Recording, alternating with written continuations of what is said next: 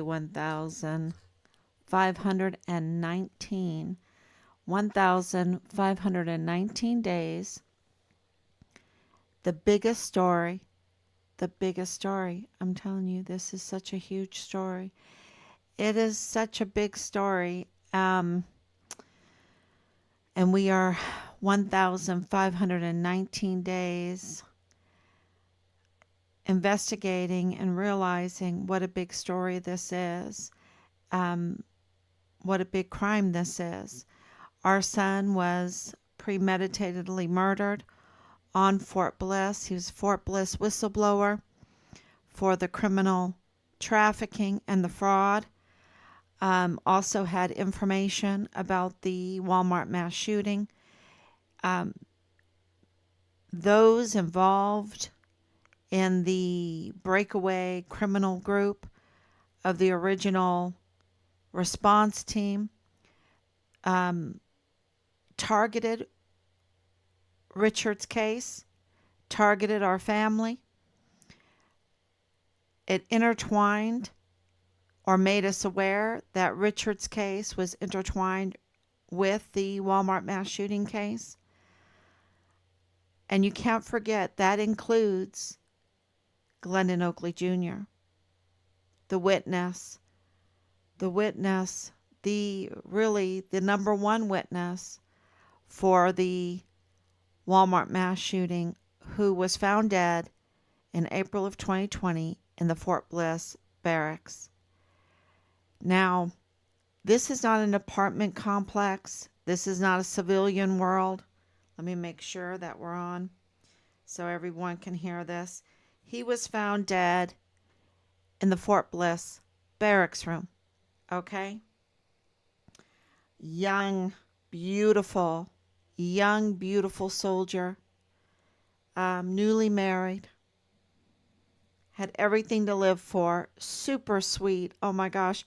If you watch the August 3rd, 2019, and then the August 4th, 2019 videos of him, you just are, he's just so sweet. He's so authentic.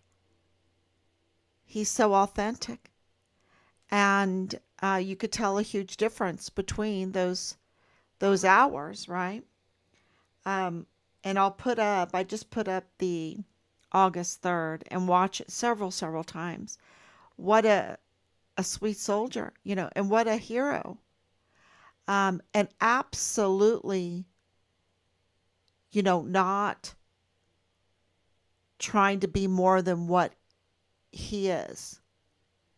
Not trying to make his part at the Cielo Vista Mall more than what it was. Being absolutely honest.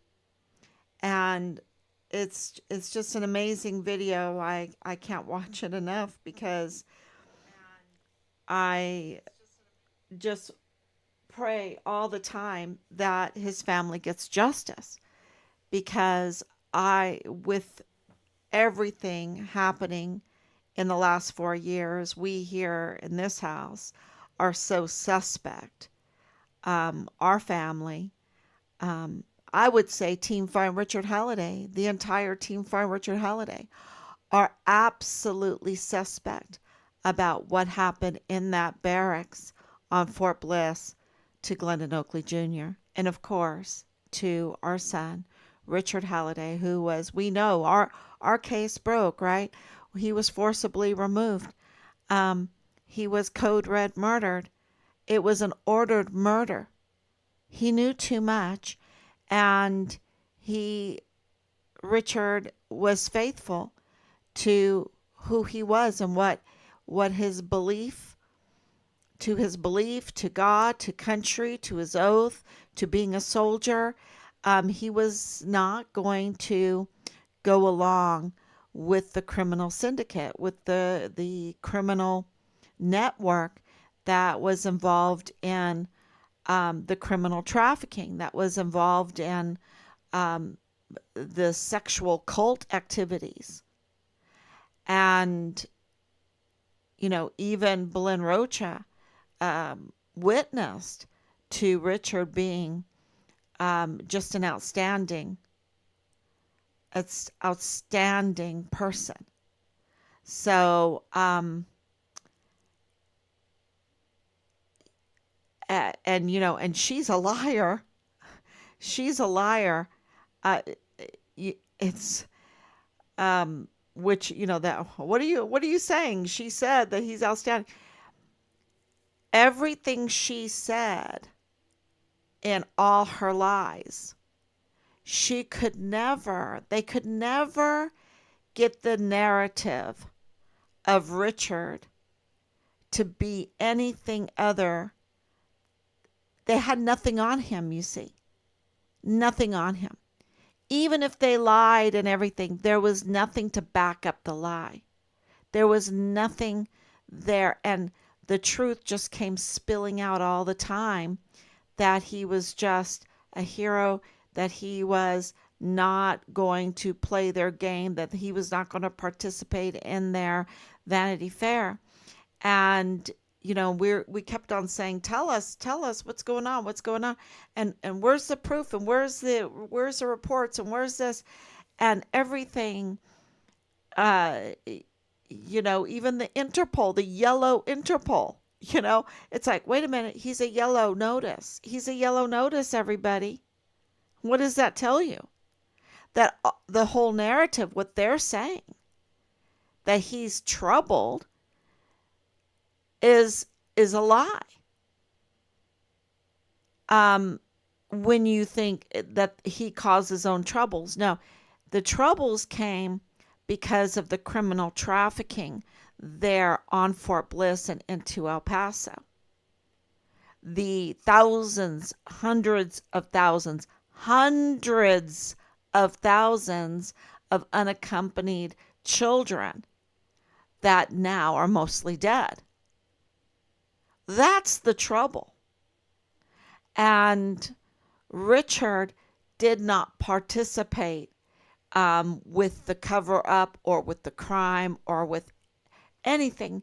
He stood against them, and he reported them, and he collected evidence and turned that evidence in.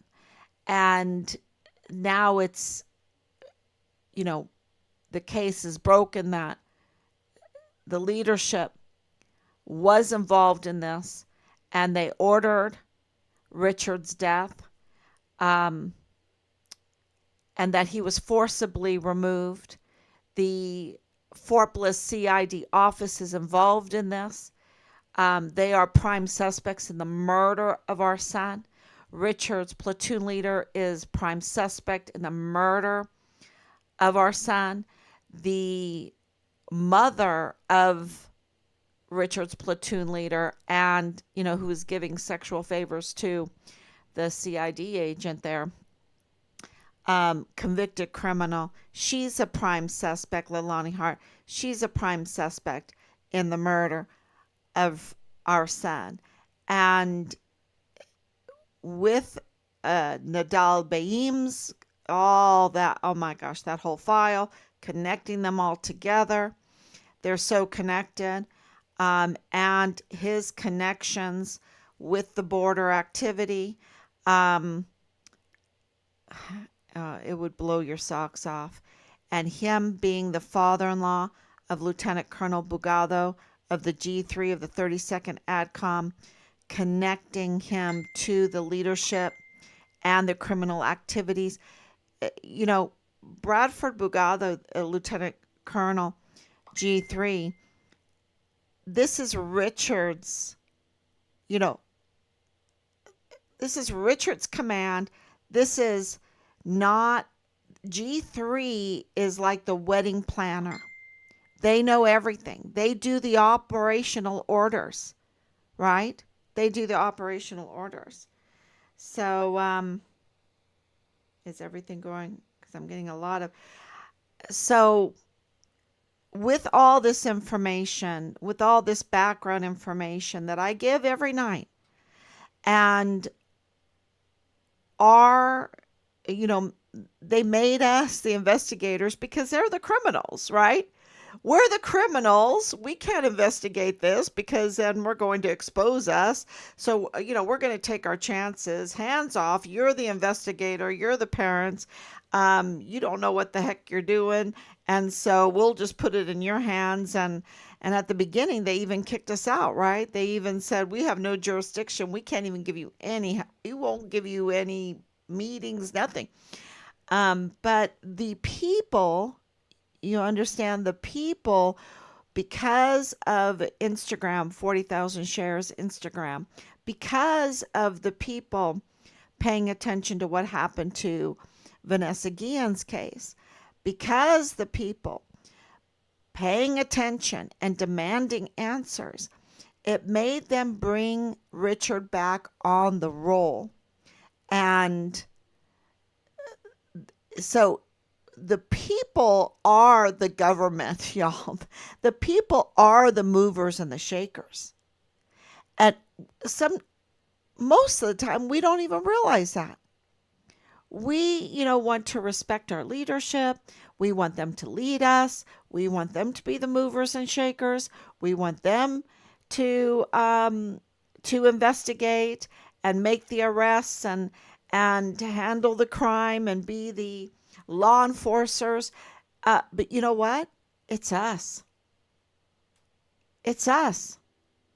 And it was the people paying attention that brought Richard, that force that drove the army, the government, to make the army bring Richard back on the rolls and fake it with us, lie to us, but at least they had to engage with us. And through that engagement, through um, the whole 4 years of the irregularities, you know, I, that's the legal term, right? The irregularities. I say stinky, stinky. It smells like rotten fish. Something isn't right. And, legally, it's better irregularities, circumstantial evidence. And then, of course, the hard evidence, because we did investigate. And through all of that investigation, we found one hard evidence, one breaking news after the next. And now we have breaking news tonight. And that is that, the last, I think it would be like the last month. It might be a little longer than that. Things start kind of just coming together, right? Like it's hard to distinguish everything sometimes. I have to always look at my notes and the calendar, but we have put in so many complaints and notifications and open records requests. Hundreds of them, y'all. Hundreds. You should see our files. You should see our walls around here. We we have put in so much effort to get answers for us, of course, for our family, but for you. But for you, because if it wasn't for you, Richard would never be back on the rolls. We would never be in this place. We would never have gotten the declaration of death. That without your support, we would not be able to ask for accountability, to demand accountability, to drive them. Right now in the last month, we have had to drive them. We've started to really have all the hard evidence in place to drive them to give us accountability. And this is just a huge gift to us. We're very, very grateful. Very grateful for that. Our family is very grateful for that because you see, they put out a campaign to smear Richard. And, they just wanted to trample him. And it didn't make sense to us. And Bob Moore of El Paso Matters, who is absolutely criminal in this. El Paso Matters is criminal in this because they are funded by El Paso Community Foundation, which is criminal in this, which runs West Star Bank, which is criminal in this. Um, so what, and when I say we've investigated. And their narrative, along with FitFam El Paso, which we acquired, right? And they know we've acquired them. They've known, and they're not happy about it. They weren't even nice about it. They didn't say, "Oh, congratulations, you've acquired El Paso Matters." I mean, FitFam El Paso LLC with our with our names. Oh, we're going to be so nice about it. No, they weren't too happy. They weren't too happy. But with them, and of course KTSM, who has a deal with FitFam El Paso, um, they wanted a false narrative out there. And you have to remember, KTSM targeted, they all targeted Richard Halliday and our family, right? Richard Halliday's uh, story, Richard Halliday's case, Richard Halliday's investigation, and then our entire family. Um, and when you know who's behind KTSM, who's behind FitFam El Paso, who's behind El Paso Matters, and Bob Moore and El Paso Community Foundation and West Star Bank, then you've fit together a lot of pieces. And we've just, once you know these crimes, right? We cannot be like convicted criminal Leilani Hart and ignore that she has incest in her family. Ignore and not report that a 7-year-old was sexually in her master bedroom. That there was child porn going on all around, right? In her household. That there were illegal weapons purchases in her household. That she was being threatened. This is in her affidavit to the FBI. The FBI filed that it was accepted by the FBI. That was notarized by her through a notary there that we talked to. We actually talked to the notary. We can't be like her and ignore it and not report it or delay until you're in such big trouble that, oh yeah, by the way, this happened. No. So at every point in this investigation, when we have leads, when we have very important criminal activity to report, when we have very vital information to report, we have written reports, we have written notifications, we have written criminal complaints, we have written, you name it, the agency, I'm telling you, from FBI to CIA to Epic to different businesses to, of course, the Army, OIGs and internal affairs, and we have written them, and now and I don't think we should know this, but because we have, I was born at White Sands Missile Range. Right? I went to school on Fort Bliss. I went to school at Bassett. I went to school at MacArthur. I, you know,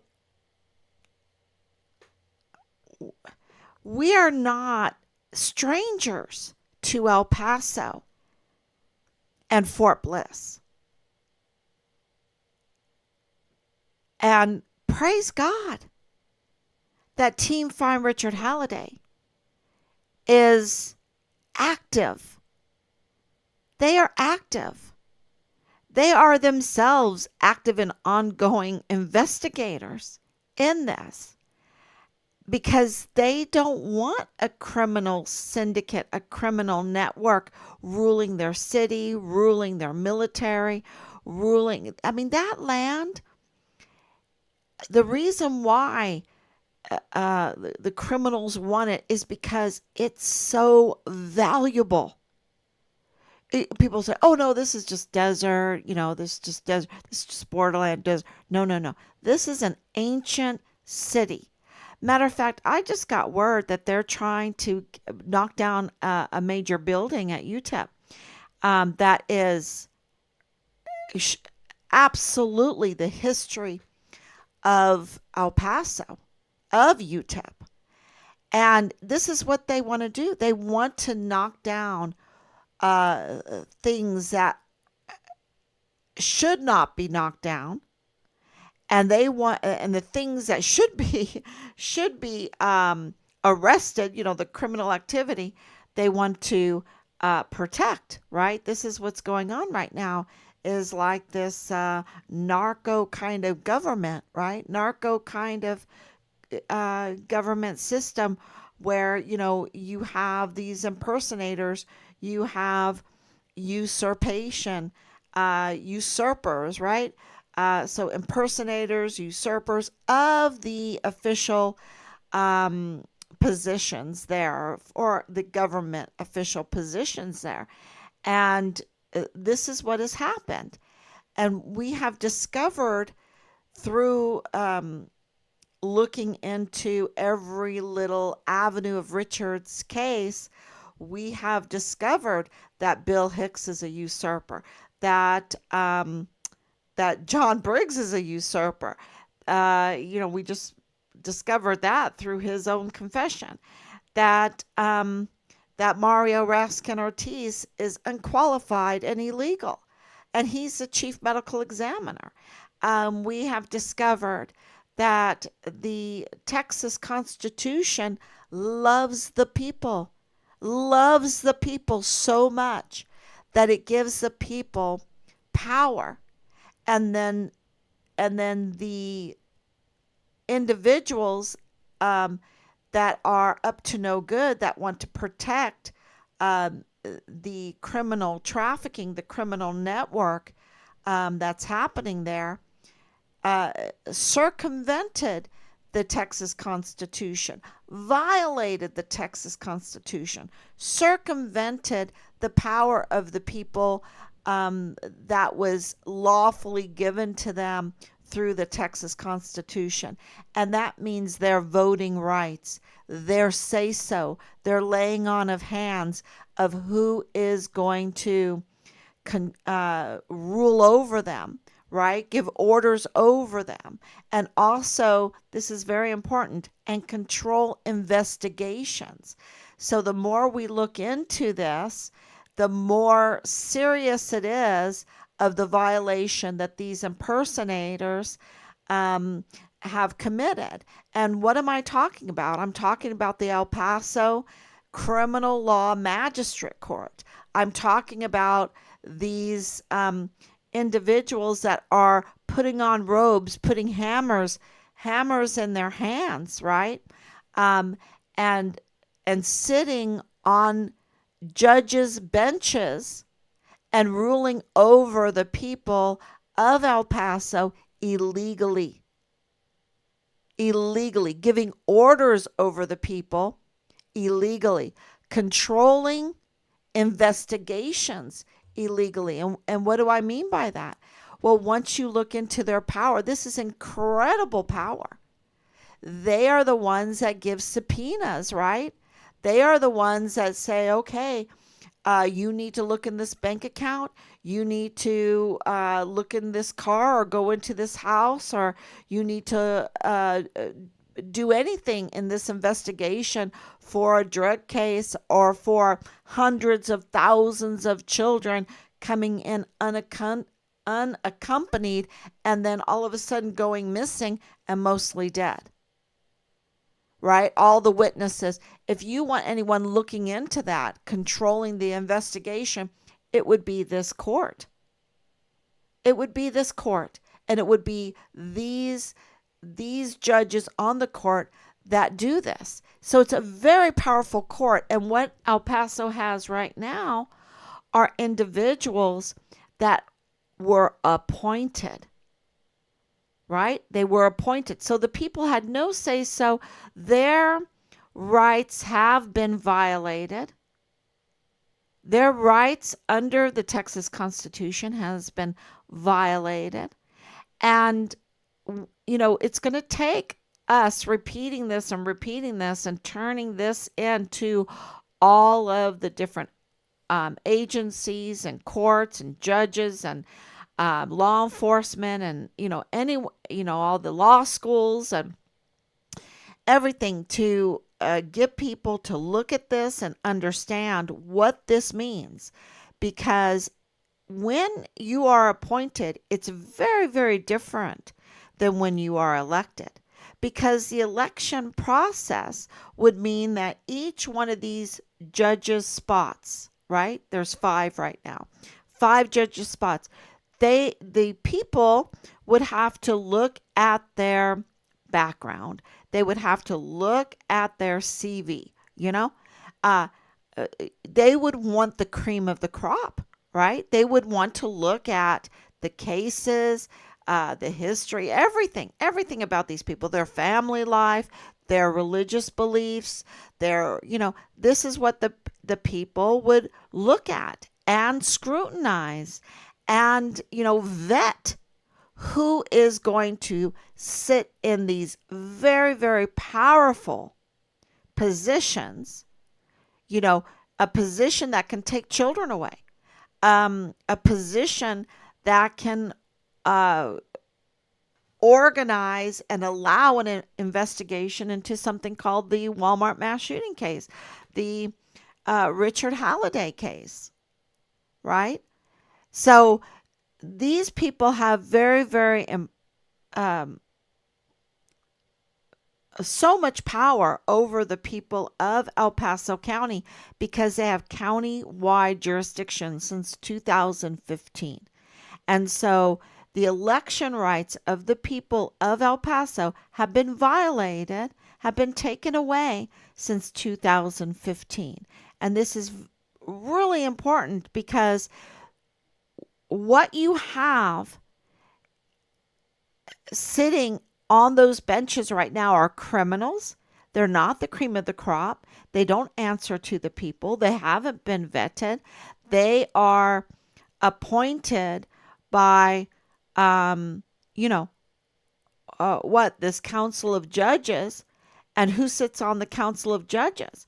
Judge Medrano, Sam Medrano, who is, this is not me saying it, this is, our Team Fine Richard Halliday in El Paso, individuals in El Paso saying, oh my gosh, this is Judge Sam Medrano is the most corrupt judge in El Paso history.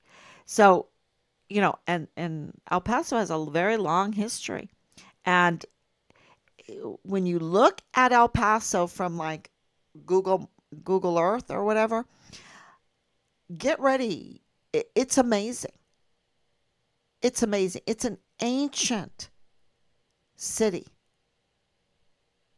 And I've always been fascinated with it. And they took down that courthouse that was go look out the old courthouse. The pictures of the old courthouse absolutely blow you away. Because you're talking about, 30,000 population and that you have that kind of courthouse. Ancient city. And it is worth fighting for. That's what I'm saying. It is worth fighting for and keeping and not giving it over to these rulers, these fake imposters that want to allow, because absolutely they have. You have hundreds of thousands of children that came into El Paso, into Fort Bliss, that horror stories everywhere.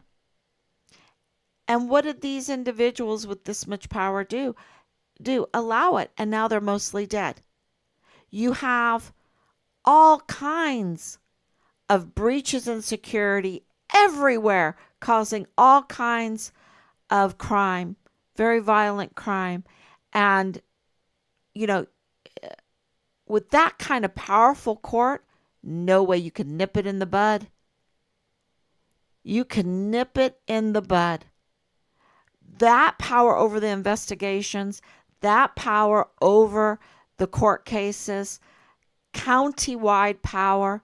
If you had the cream of the crop in there, elected cream of the crop in there that had to engage with the public, because that's what the election does.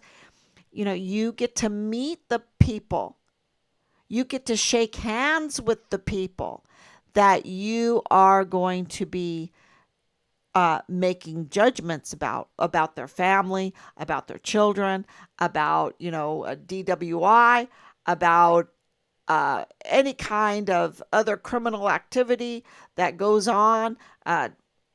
They're going to oversee it, and they'll be able to say, "Wait a minute. What the heck is a K-9 cop doing in a parking lot at midnight, making a traffic stop? What the hell? Tell me. Bring him here. Oh, Jesus. Jesus. Oh, you're the cousin of... Oh, did Blinn call you? Get the hell out of here. Leave this soldier alone. Let's hear what the soldier has to say." That's... See, when you have individuals that are elected, they have to engage with the public. They know who's who, right?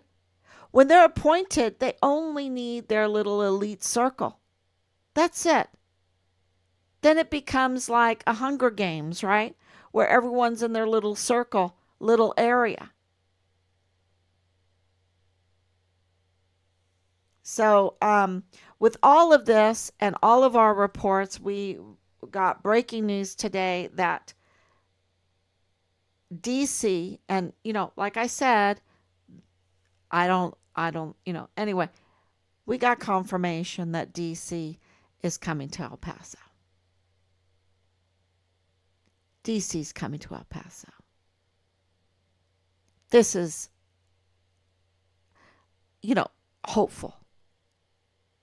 hopeful. And no matter what, you can think, oh, you're at 1,519 days. Are you still hopeful? Somewhere, sometime in all of this, the stars in their course fought against Sisera. We already, we received the declaration of death. We received all of this hard evidence lately. You would not believe all the hard evidence coming in since then. The case is broken. We have enough. We have enough to go to court. We have enough. And then what we've been doing is, and we have so much more to do, because we need to, I don't even want to tell you what we need to do. That would be giving the enemy information. But there's so much because of the level of this case. The level of crime in this case. This is a capital murder case. And it is absolutely qualifies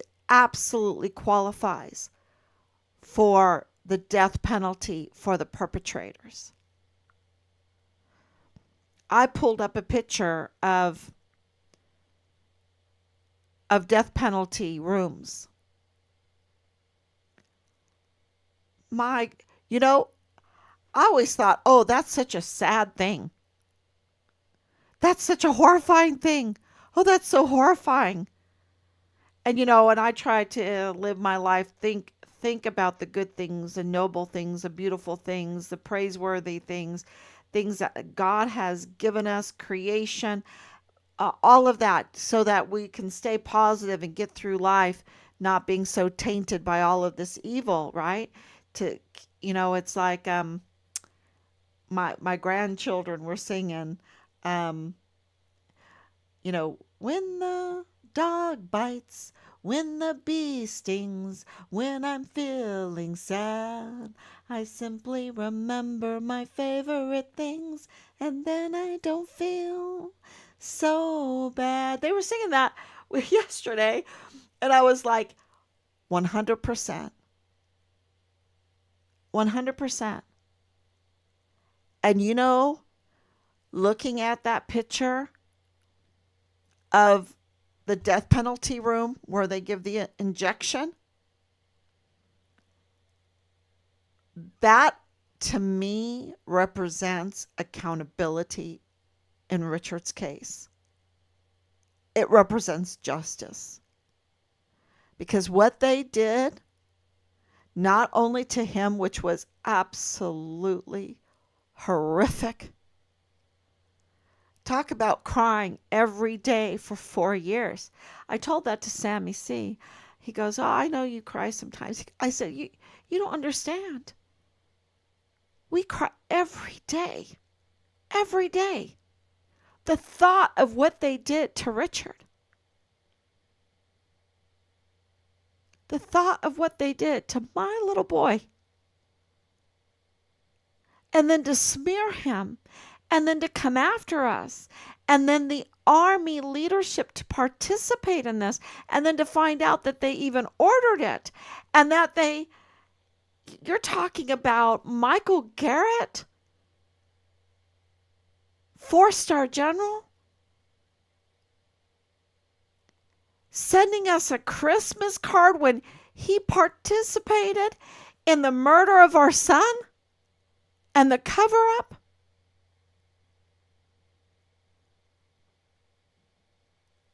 You start thinking about that, and I tell you, one of those favorite things is justice. Is justice. And so to have a little hope, to have hope, because when you read through the Texas Constitution, it's so beautiful. I don't know why they don't have special programs and all of that on the Texas Constitution. It's so beautiful, y'all. Talk about a few of my favorite things is the Texas Constitution. Because those judges, they have to be elected. They have to touch the people. They have to touch the people. They have to get to know the people that they judge. They have to know the community, their county. And they have to be accountable to them. And the Texas Constitution says so. It's beautiful. We're not a Hunger Games society. So, thank you, DC, for helping. Absolutely. You know, I'm cautious, but I'm very hopeful. And to hear that, and to hear some other things, there's some really good information that came along with that. That the narrative that's in El Paso now is Fort Bliss soldier Richard Halliday, whistleblower who was murdered for reporting on criminal trafficking. That's a victory, y'all. That's a huge victory. That truth um, rose above the campaign of the smear campaign of, yes, my son, right? But it's also our soldier. How many soldiers have they smeared like that? How many service members have they smeared like that to cover up their criminal usurpation or their, and you can't call these generals usurpers because they were given their stars by the Senate Arms Committee. They lied to us about Nadal Baim. A lie so big that it makes Pinocchio's nose look like a little splinter compared to this lie. It's so big. And they gave them stars. The Senate Arms Committee gave them stars. Gave Donna Martin, she was over the Vanessa Guillen, the Greg Morales. They gave her a star. She needs the lethal injection. That's what she needs. She's absolutely a traitor and has committed treason over and over and over again. And I don't say that like just out of anger. I mean, we're 1,519 days. The phases of my anger and grief and all of that, we're beyond that now. This is talking about hard evidence. Hard evidence. She better get right with God real quick. And that won't stop the accountability and what she's facing. Being in charge of CID and right now they gave her a star and they put her as the uh, Inspector General for the Army, who is charged with overseeing what were they doing with the CID when she was in charge of the CID. She was the provost marshal. They made her her own investigator.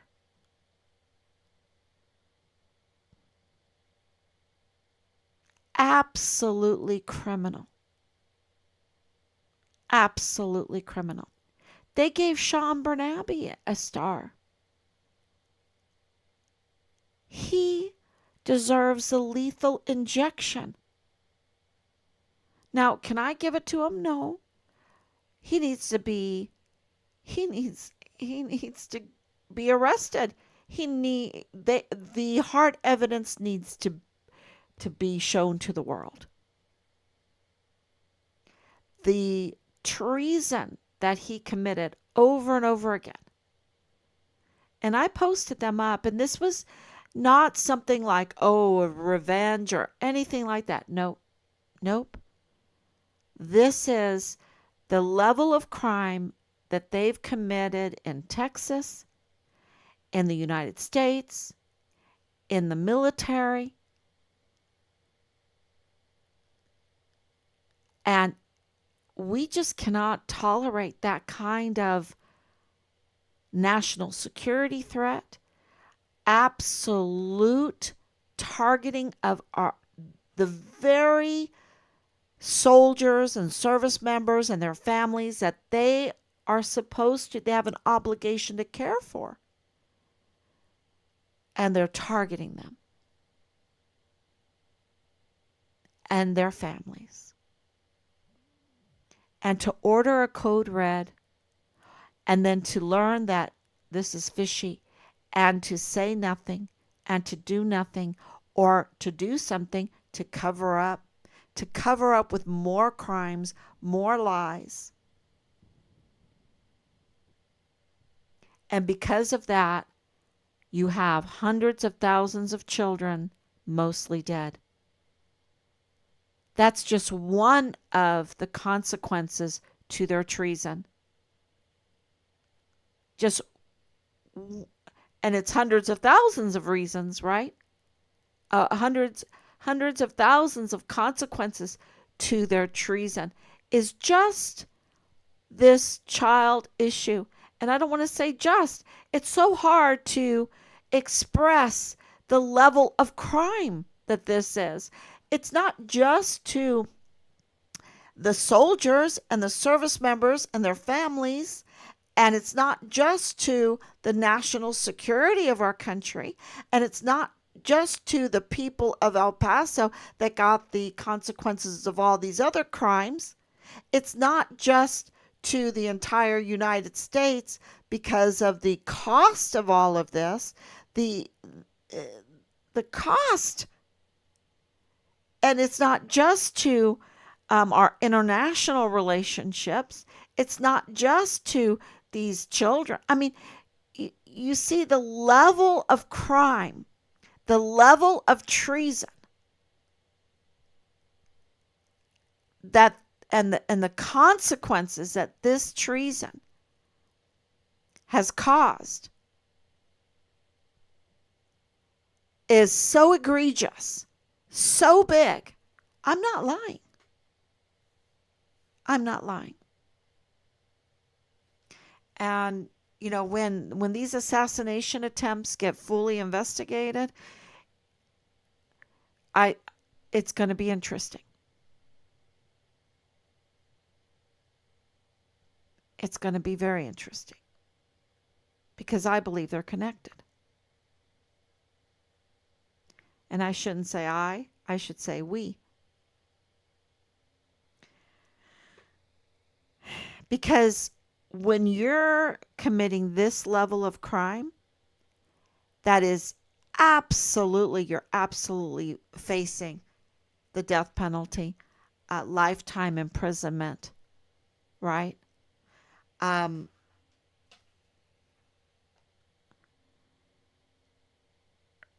you're going to try to do, if you're that evil and they're that evil, you're going to try to do whatever you can to hide the evidence, right? If you can't hide the evidence, you're going to do whatever you can to be the usurpers and the impersonators, and get the right people in the Senate Arms Committee to uh, appoint those that have no scruples,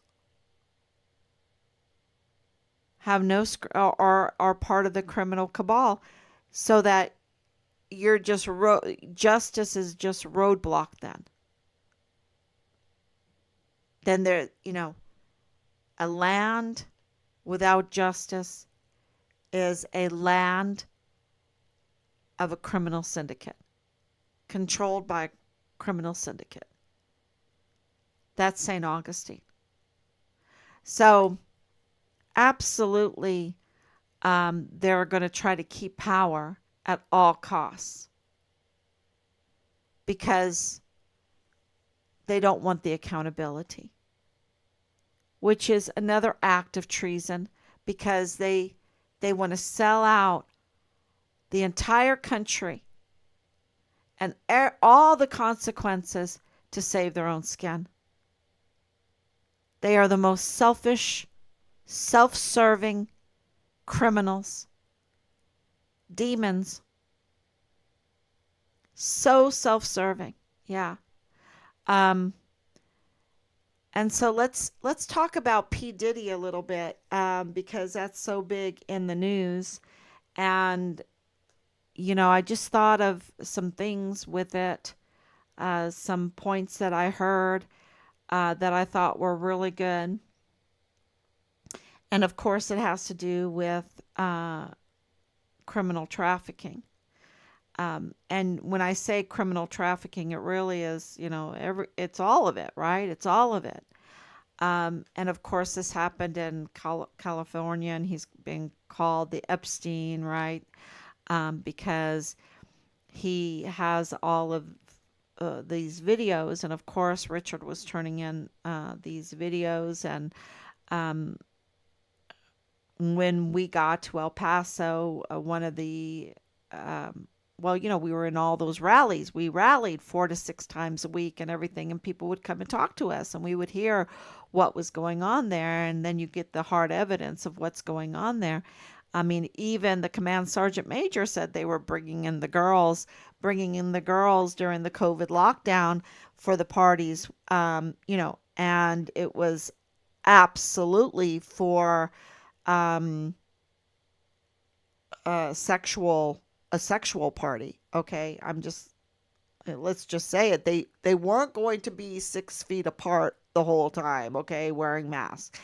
Um, Maybe they were wearing masks. I don't know. Whatever. Um, because we got all the word about the doggy mask too, and I mean it's just you hear what's going on, but one of the big things, even with we had that 15-6 because um, the racketeering that we heard about, and we reported that, and there was this bogus 15-6 by Sean Bernabe again, the treason general, um, about the racketeering, charging the soldiers, and there's so many consequences to all this criminal activity. But one of the other things that we heard is all of the filming of all of the sex going on, all the filming of these parties, and um, that was really, um, you know, and the ability to airdrop all of this, um, and so and I had to learn about that because I didn't know anything about that kind of stuff, but absolutely, that's what was going on there. That's what we heard. And um, you know, we had soldier after soldier after soldier telling us about being drunk all the time, right? Being drunk all the time. And then we had the soldier that was on the news, I think it was RT even, that was from El Paso that went to Ukraine to fight, and then he defected to Russia. And I think it was RT. And he was interviewed by RT in Russia, and he was talking about Fort Bliss, and someone alerted us to that, and we watched it. And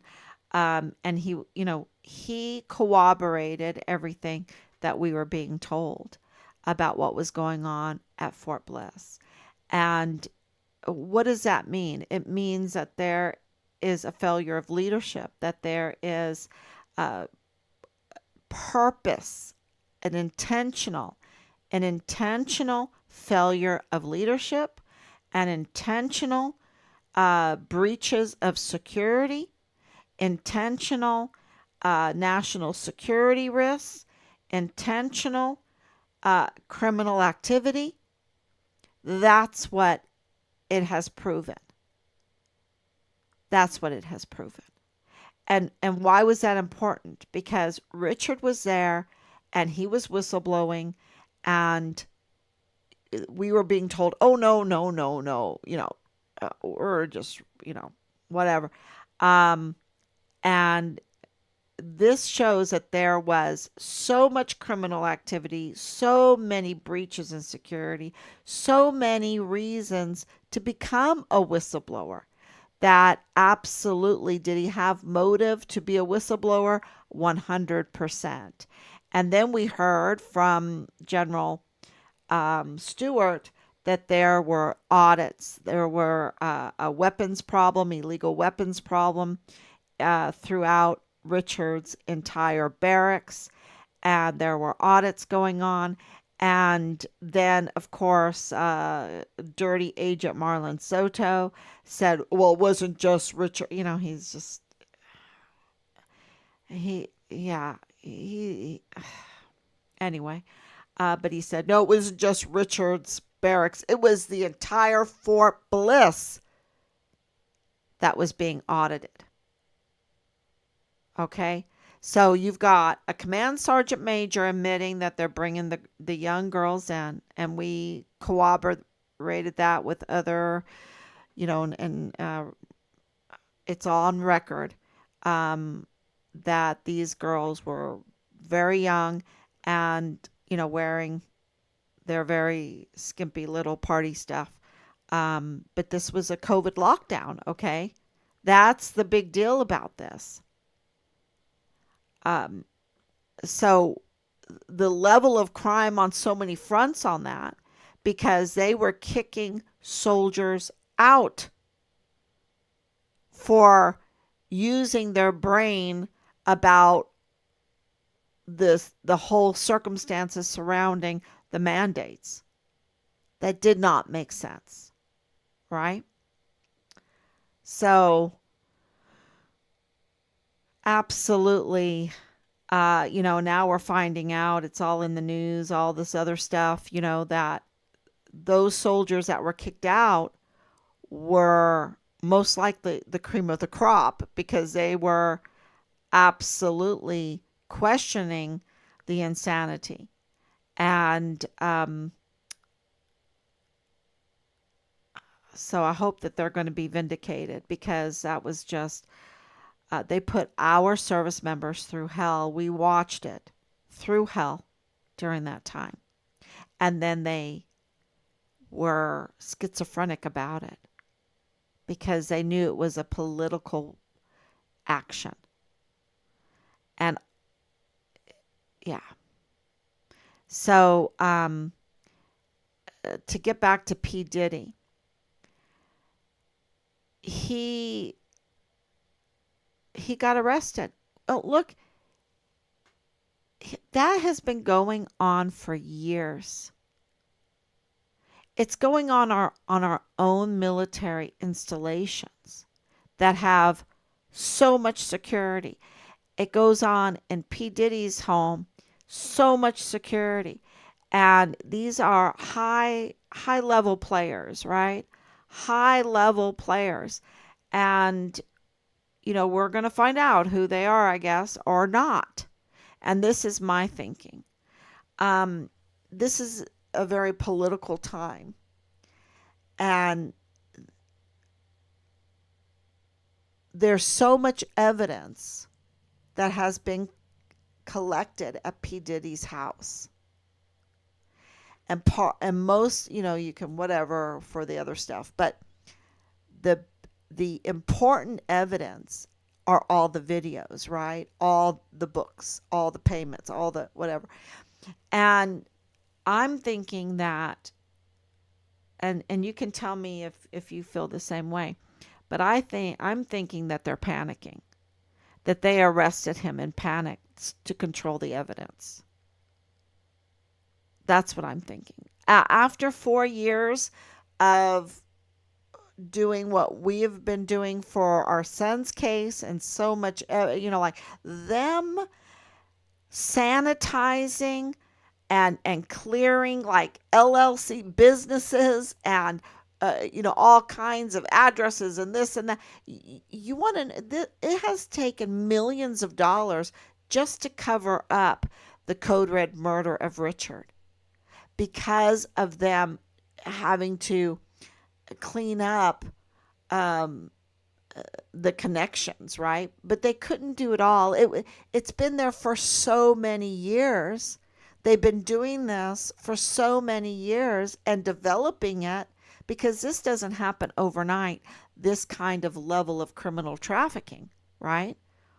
And this is an international case, y'all.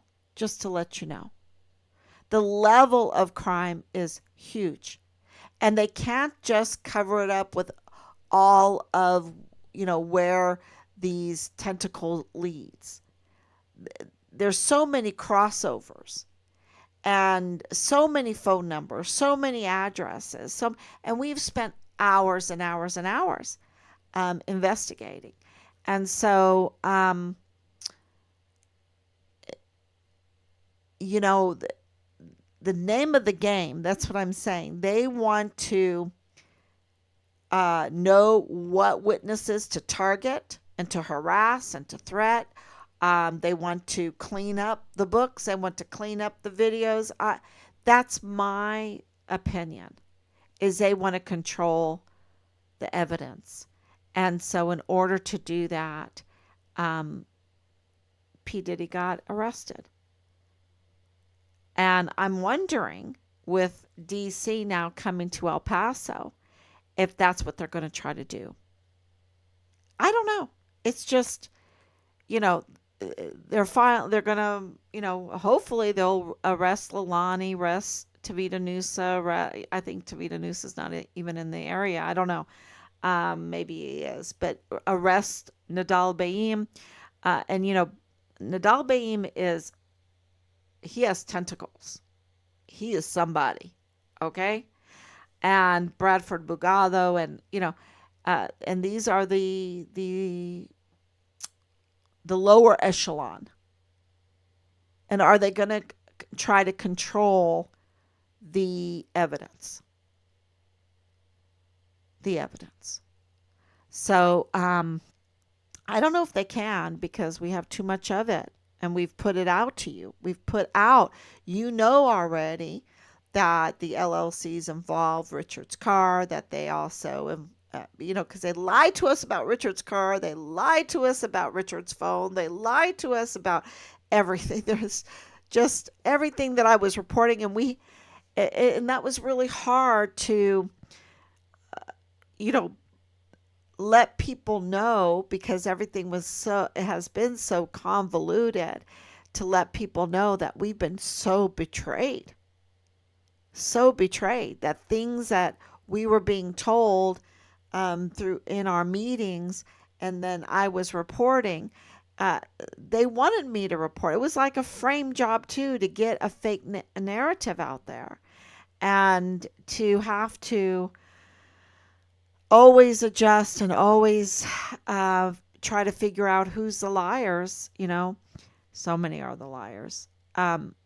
When Kamala Harris was saying, can you imagine what it's going to look like if they want to deport illegals from the country? And I was like, can you imagine what it's going to look like when they finally start arresting all the people involved in the Code Red murder of Richard Halliday?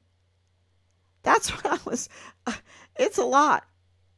It's a lot. And this is serious crimes.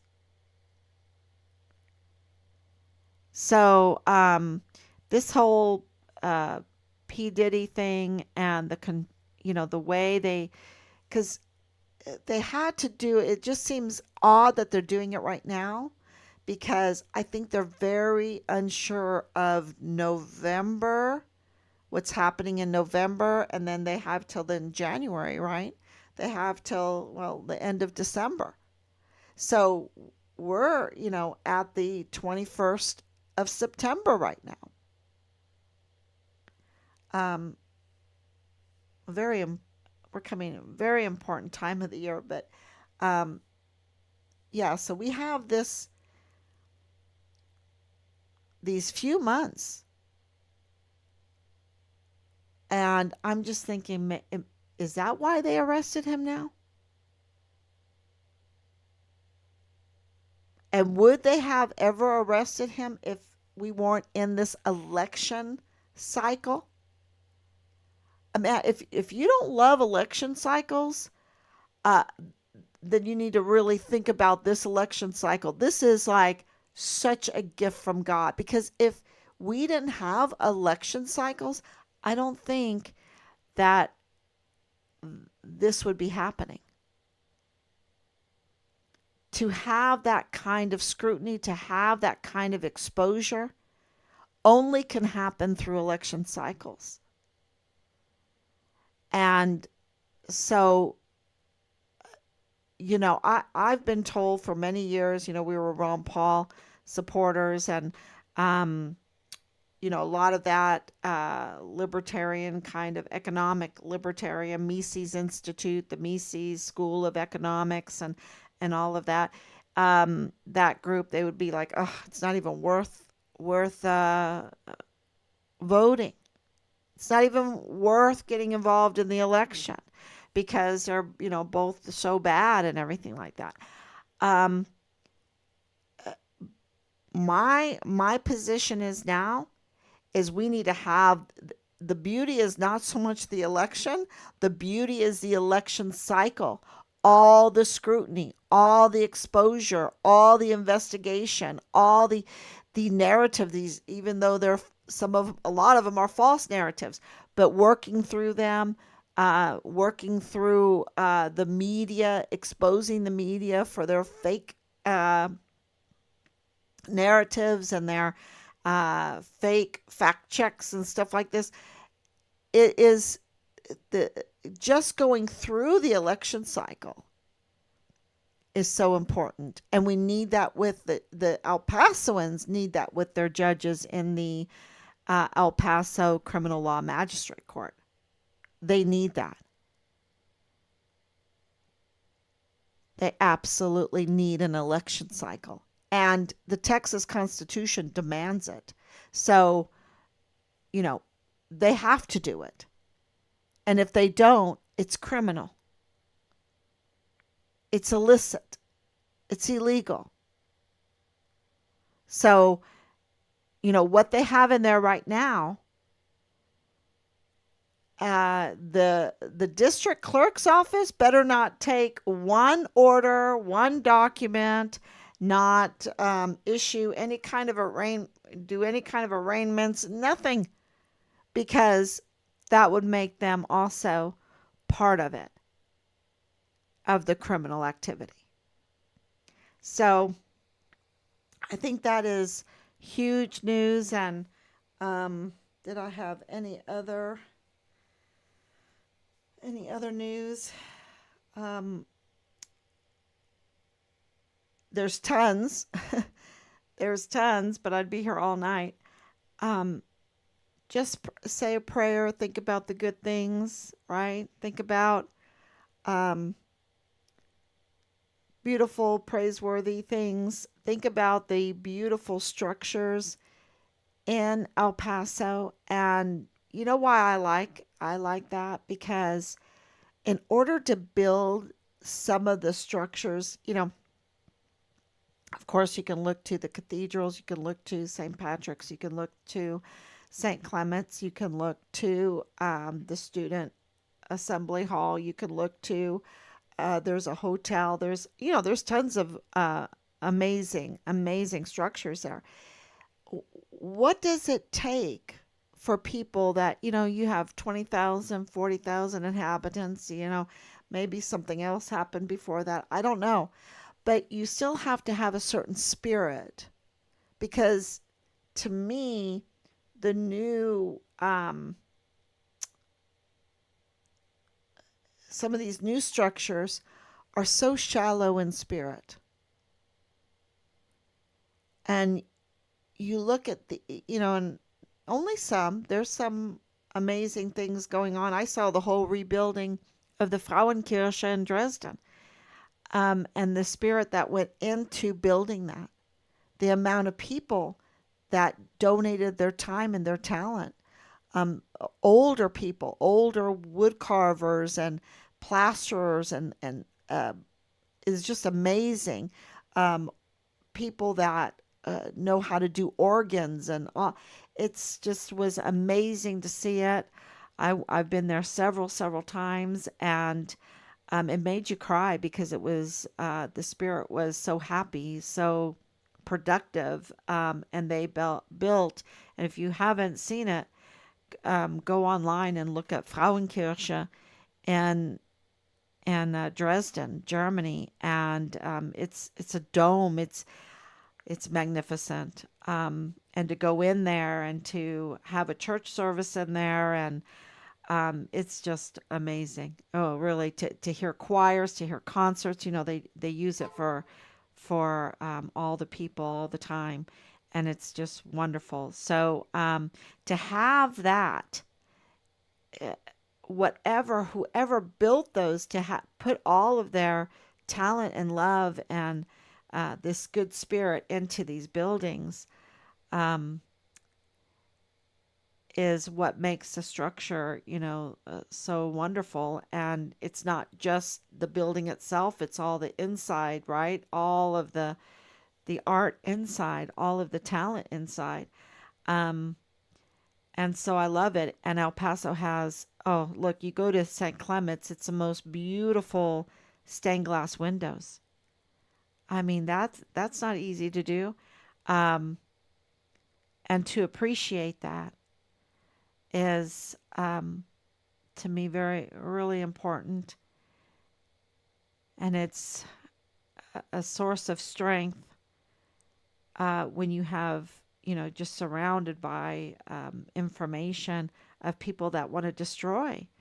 They just want to destroy life and destroy family and destroy our military and destroy our country and not build it up. And I would take these imposters, um, these usurpers, as those that want to destroy. Look, they have the power to make El Paso great, and they didn't. They didn't. And where's Veronica Escobar, right?